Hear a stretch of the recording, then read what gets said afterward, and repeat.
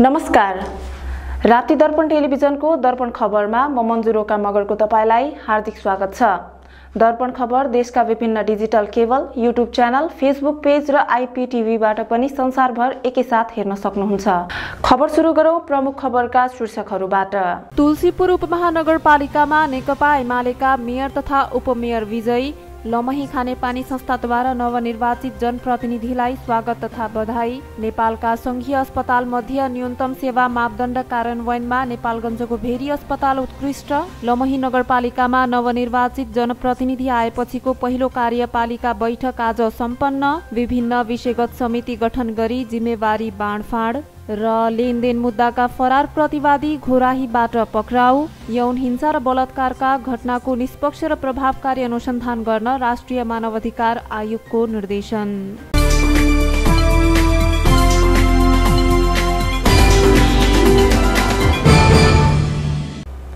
अब खबर विस्तारमा। तुलसीपुर उपमहानगरपालिका वडा नम्बर 18 मा पुनः वडाध्यक्षमा नेकपा एमालेका उम्मेद्वार माधव ओली निर्वाचित भएका छन्। 2074 सालमा तुलसीपुरको 18 नम्बर वडामा जितेर सबैभन्दा कान्छा वडाध्यक्षको रूपमा परिचित माधव ओलीले दोस्रो पटक पनि विजयी हासिल गरेका हुन्। ओलीसँगै 18 मा एमालेको प्यानल नै विजयी भएको छ। 1936 ओलीले मत ल्याउँदा उनका निकटतम प्रतिस्पर्धी माओवादी केन्द्रका उम्मेद्वार पूर्ण डाँगीले 1115 मत प्राप्त गरे थिए। ओली 821 मतान्तरका साथ विजयी भएका हुन्। यस्तै महिला सदस्यमा जुगन्या चौधरी, दलित महिला सदस्यमा बसन्ती नेपाली, खुला सदस्यहरू शीतल बुढा र धनबहादुर बस्नेत विजयी भएका हुन्। उक्त वडामा दलित महिला सदस्य बाहेक अन्य सबै 2074 को निर्वाचनमा पनि विजयी भएका थिए। यस्तै तुलसीपुर 19 को अध्यक्षमा नेकपा एमालेको प्यानल नै विजयी भएको छ। प्रेमनाथ योगीले 1505 मत प्राप्त गरी विजयी भएका छन्। उनका प्रतिस्पर्धी केशर बहादुर पुन 1117 मत प्राप्त गरेका छन्। यस्तै तुलसीपुर उपमहानगरपालिकाको मेयरमा नेकपा एमालेका टीकाराम खड्का विजयी भएका छन्। उनले आफ्ना प्रतिस्पर्धी सत्ता गठबन्धनका नेपाली कांग्रेसका गेहेन्द्र गिरीलाई 3691 मतले पराजित गरेका हुन्। उनले 31408 मत प्राप्त गरेका छन्। गठबन्धनका मेयरका उम्मेद्वार गेहेन्द्र गिरीले 27717 मत प्राप्त गरेका छन्। त्यस्तै उपमेयरमा नेकपा एमालेकै स्यानी चौधरी भारी मतान्तरले विजयी भएकी छिन्। उनले 30597 मत प्राप्त गरेर विजयी भएकी हुन्। गठबन्धनका उपमेयरका उम्मेद्वार जोगबहादुर राणाले 21065 मत ल्याएका छन्। राणा एकीकृत समाजवादीका केन्द्रीय सदस्य तथा दाङ इन्चार्ज हुन्।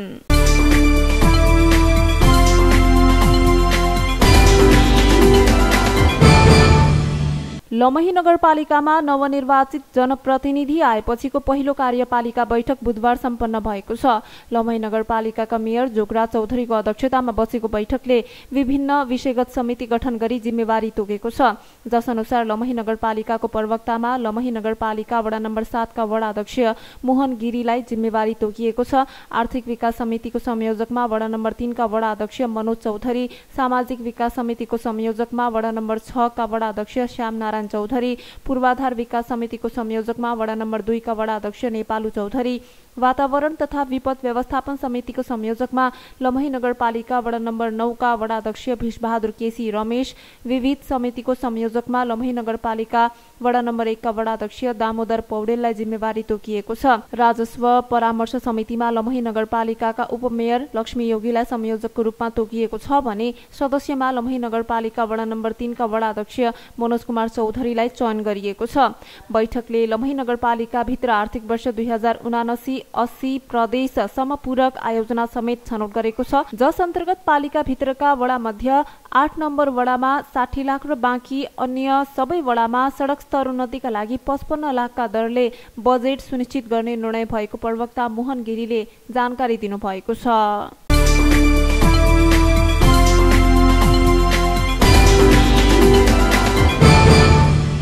कोरोना कहरपछि प्रसिद्ध धार्मिक एवं पर्यटकीय तीर्थस्थल स्वर्गद्वारीमा भारतीय तीर्थयात्रीको भीड़ लागेको छ। दाङ जिल्ला भारतको उत्तर प्रदेशसँग जोडिएको सीमा भएकाले यही बाटो हुँदै भारतीय तीर्थयात्री भित्रिने क्रम बढेको छ।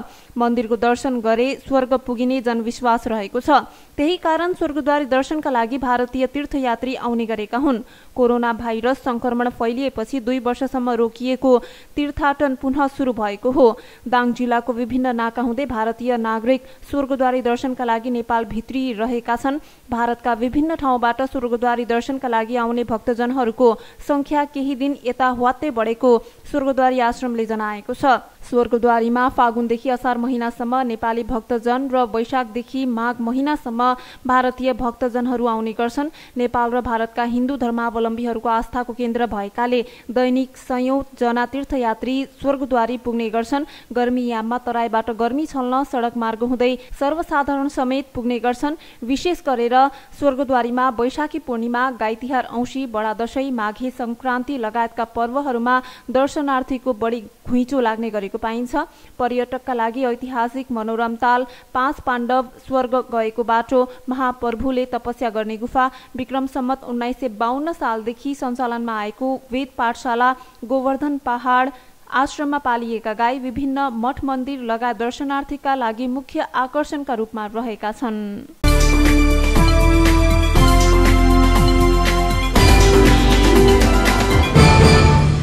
नेपालका संघीय अस्पताल मध्ये न्यूनतम सेवा मापदण्ड कार्यान्वयनमा नेपालगञ्जको भेरी अस्पताल उत्कृष्ट बनेको छ। स्वास्थ्य मन्त्रालय स्वास्थ्य सेवा विभागले गर्ने देशभरिका विभिन्न अस्पतालहरूको मूल्याङ्कनमा यो अस्पताल उत्कृष्ट घोषित भएको हो।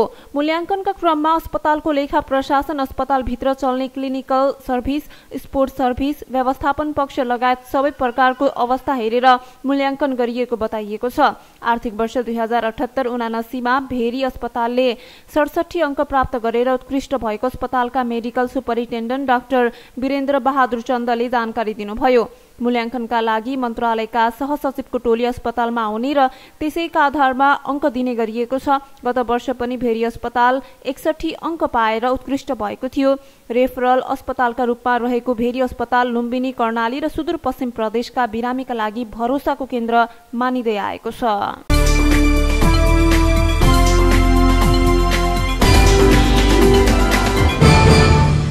रोल्पामा भीरबाट लडेर एकजनाको मृत्यु भएको छ।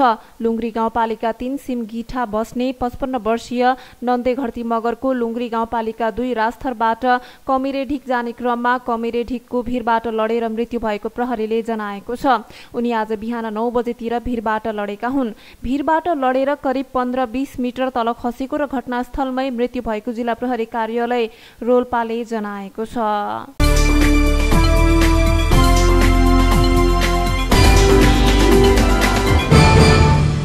भारतले चीनी निर्यातमा रोक लगाउने निर्णय गरेको छ। 1 जुन 18 जेठदेखि कार्यान्वयन हुने गरी भारतले आफ्नो मुलुकबाट हुने चीनी निर्यातमा रोक लगाउने निर्णय गरेको हो। भारतको वैदेशिक व्यापार महानिर्देशनालयले 1 जुनदेखि अक्टोबर 31 4 महिनासम्मका लागि चीनी र त्यसका सबै खाले कच्चा पदार्थ निर्यातमा रोक लगाउने निर्णय गरेको इकोनोमिक्स टाइम्सले जनाएको छ। रुस युक्रेन युद्धका कारण अन्तर्राष्ट्रिय आपूर्ति श्रृङ्खला बिग्रिएपछि विभिन्न मुलुकले त्यसको असरबाट आफ्नो मुलुकलाई बचाउन खाद्यान्न जोहोको निर्णय गरिरहेका छन्। केही दिन अघि भारतले फलामको कच्चा पदार्थ स्पन्ज आइरनको निर्यातमा कर वृद्धिको निर्णय गरेको थियो। वाणिज्य विज्ञ रविशंकर सैजुका अनुसार भारतले लगाएको निर्यात रोकको असर नेपाली बजारमा पर्नेछ। नेपालको आन्तरिक उत्पादनले नपुग्ने भएकाले नेपाल, भारत लगायतका मुलुकमा चीनीमा परनिर्भर रहेको उनले बताएका छन्। नेपाल चीनी उद्योग संघले दिएको जानकारी अनुसार यो चालु आर्थिक वर्षमा नेपालमा 3,21,000 मेट्रिक टन चीनी उत्पादन भएको थियो, तर त्यसमा कति उपभोग भयो भन्ने विवरण कुनै सरकारी निकायसँग छैन। चालु आर्थिक वर्षको वैशाखसम्म 4 अर्ब 83 करोडको 94,084 मेट्रिक टन चीनी नेपालमा आयात भएको भन्सारको विवरणमा देखिन्छ।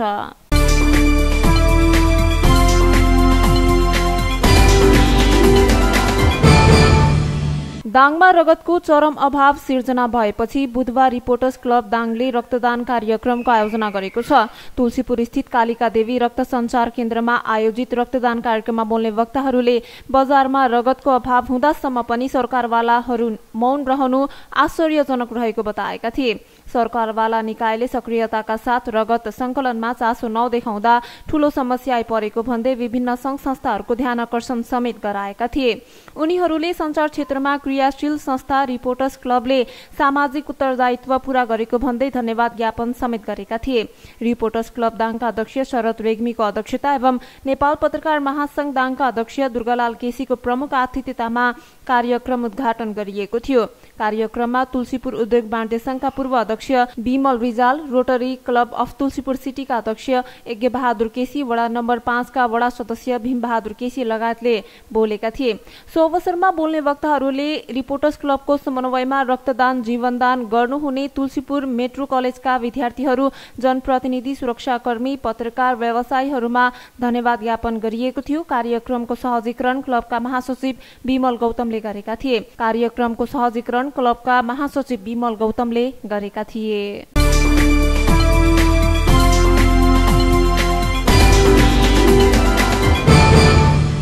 बाँकेमा प्रहरी हिरासतमा एकजनाको मृत्यु भएको छ। एक साताको अन्तरमा फेरि अर्का एकजना थुनुवाको हिरासतमा मृत्यु भएको हो। कोहुलपुर नगरपालिका 12 का 46 वर्षीय कृष्णलाल कुँवरको इलाका प्रहरी कार्यालयको हिरासत कक्ष परिसरको टोयलेटमा झुन्डिएको अवस्थामा शव फेला परेको छ। उनी बुधबार बिहान करिब 5 बजेतिर झुन्डिएको अवस्थामा मृत भेटिएका हुन्। हिरासत कक्षबाट टोयलेट गएका उनले टोयलेटको भेन्टिलेटरमा टी सर्टको पासो घाँटीमा लगाएर मृत्युवरण गरेको प्रहरी रिपोर्टमा उल्लेख गरिएको छ। कुँवरलाई वैशाख 19 गते जबरजस्ती करणीको अभियोगमा पक्राउ गरी म्याथप गरेर आवश्यक अनुसन्धानका लागि कोहुलपुर इलाका प्रहरी कार्यालयले हिरासतमा राखेको थियो। मृत्यु भएका व्यक्तिमा पत्थरीको समस्या भएकाले औषधि सेवन गर्ने गरेको पारिवारिक स्रोतले बताएको छ। जिल्ला प्रहरी कार्यालय बाँकेका प्रवक्ता प्रहरी नायब परीक्षक मधुसूदन न्यौपानेले घटना लगत्तै मानव अधिकार कर्मी, जनप्रतिनिधि बसेर मुजुल्का उठाई पोस्टमार्टमका लागि शव भेरी अस्पताल पठाइएको जानकारी दिनुभयो।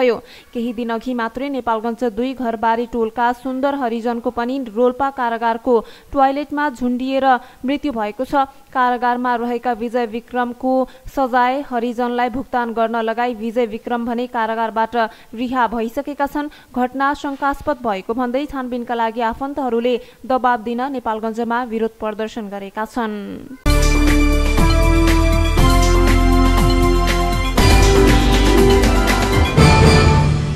दाङ प्रहरीले लेनदेन मुद्दाका फरार प्रतिवादी पक्राउ गरेको छ। पक्राउ पर्नेमा घोराही महानगरपालिका वडा नम्बर 18 निवासी 34 वर्षीय सुन्तली परियार रहेकी छिन्।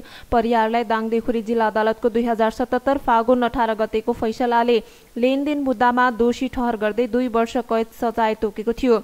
अदालतको फैसलापछि फरार रहेकी परियारलाई बुधबार बिहान 10:30 बजे अदालतमा बुझाइएको जिल्ला प्रहरी कार्यालय दाङले जनाएको छ।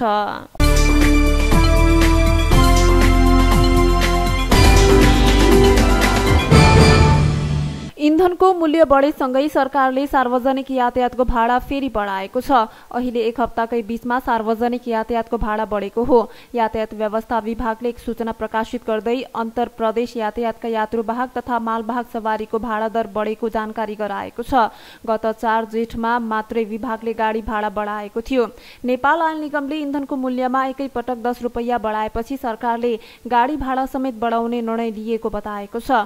इन्धनको मूल्य थपघटका आधारमा एकैपटक 5% बढेमा वा घटेमा भाडा समायोजन गर्ने नीति रहेको समेत विभागले जनाएको छ। विभागका अनुसार बढेको भाडा 11 जेठबाटै लागू हुनेछ। विभागका अनुसार यात्रुवाहक सवारीको हकमा 2.1% भाडा बढेको छ।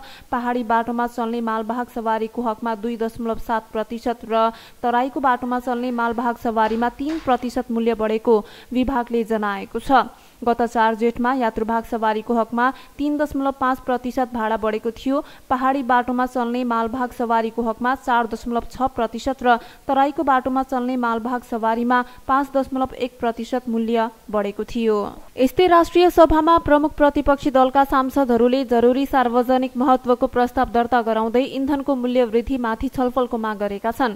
पेट्रोलियम पदार्थको मूल्य स्वचालित कार्यविधि अनुसार नेपाल आयात हुने पेट्रोलियम पदार्थको बिक्री मूल्य बमोजिम 15 दिनमा एकैपटक समायोजन गर्न सक्ने प्रावधान विरुद्ध गएर पछिल्लो समय 7 दिनभित्रै 2 पटक बढाइएको भन्दै त्यो फिर्ताको माग उनीहरूको छ।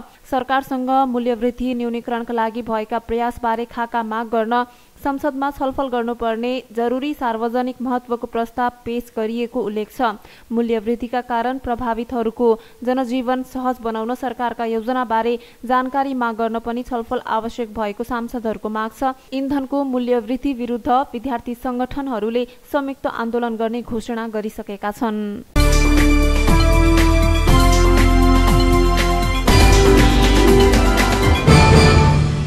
लमही खानेपानी उपभोक्ता तथा सरसफाई संस्थाले लमही नगरपालिकाका नवनिर्वाचित जनप्रतिनिधिलाई स्वागत गरेको छ। संस्थाका अध्यक्ष जङ्गबहादुर चौधरीको अध्यक्षता तथा लमही नगरपालिकाका प्रमुख जोगराज चौधरीको प्रमुख आतिथ्यतामा सम्पन्न भएको कार्यक्रममा नगर प्रमुख चौधरीले नगरवासीको घर घरमा 24 घण्टा पानी पुर्याउन लमही खानेपानीलाई आग्रह गर्नुभएको छ। शुद्ध स्वच्छ र चुना रहितको पानी वितरणमा ध्यान दिनुपर्ने नगर प्रमुख चौधरीको भनाइ छ।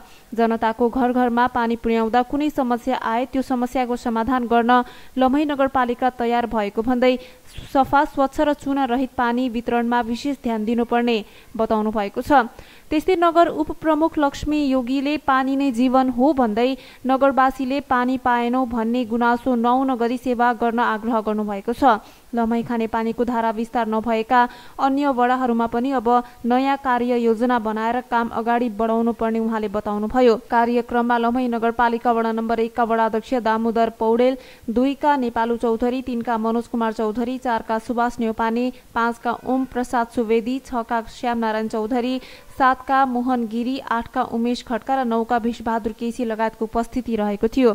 संस्थाका अध्यक्ष जङ्गबहादुर चौधरीको अध्यक्षता तथा लमही नगरपालिकाका प्रमुख जोगराज चौधरीको प्रमुख आतिथ्यतामा सम्पन्न भएको कार्यक्रममा उपाध्यक्ष सीता चौधरीले स्वागत र सहजीकरण वसन्त आचार्यले गर्नुभएको थियो।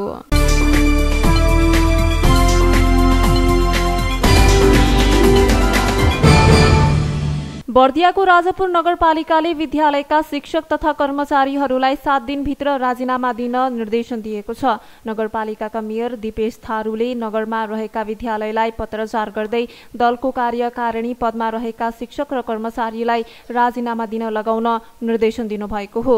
शिक्षा ऐनको व्यवस्था उल्लङ्घन गरी विभिन्न राजनैतिक दलमा संलग्न रही सक्रिय रूपमा दलको कार्यकारिणी पदमा रही विद्यालयको पठन पाठनमा प्रभावित हुने गरी आचरण विपरीत कार्य गर्ने यस राजापुर नगरपालिका अन्तर्गत सामुदायिक विद्यालयमा कार्यरत शिक्षक तथा कर्मचारीहरूलाई उल्लेखित पदबाट राजीनामा दिन लगाई सोको विवरण 7 दिनभित्र यस कार्यालयमा पेश गर्नुहुन जानकारी गरिन्छ, पत्रमा भनिएको छ।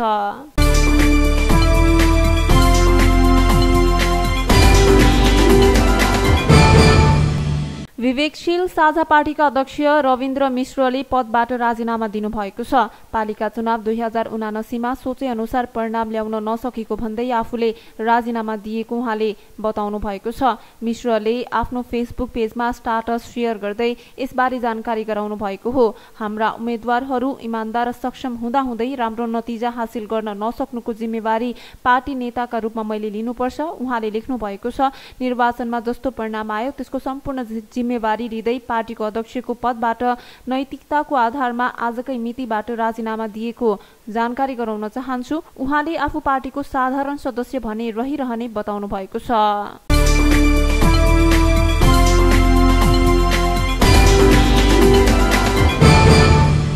राष्ट्रिय मानवाधिकार आयोगले यौन हिंसा र बलात्कारका घटनाका आरोपितलाई यथाशीघ्र कानूनी कार्यवाहीको दायरामा ल्याउन निर्देशन दिएको छ।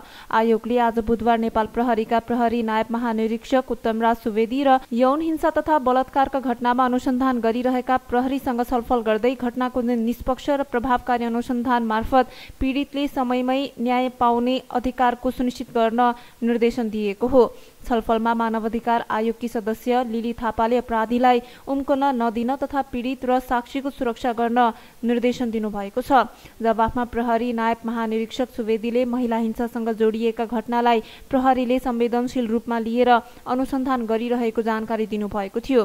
आयोगले यौन हिंसा तथा बलात्कारका घटनामा प्रहरीको अनुसन्धान कार्यमा सघाउन तथा अनुचित प्रभाव पार्ने कुनै पनि क्रियाकलाप नगराउन सम्बन्ध सबै पक्षसँग आग्रह गरेको छ।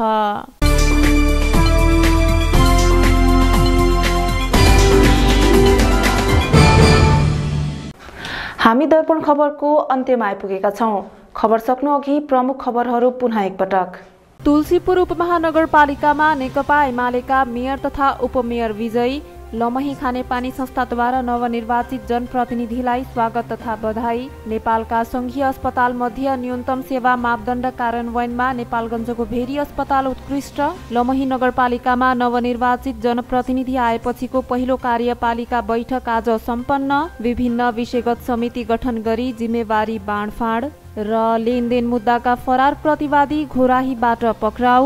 यौन हिंसा र बलात्कारका घटनाको निष्पक्ष र प्रभावकारी अनुसन्धान गर्न राष्ट्रिय मानवाधिकार आयोगको निर्देशन।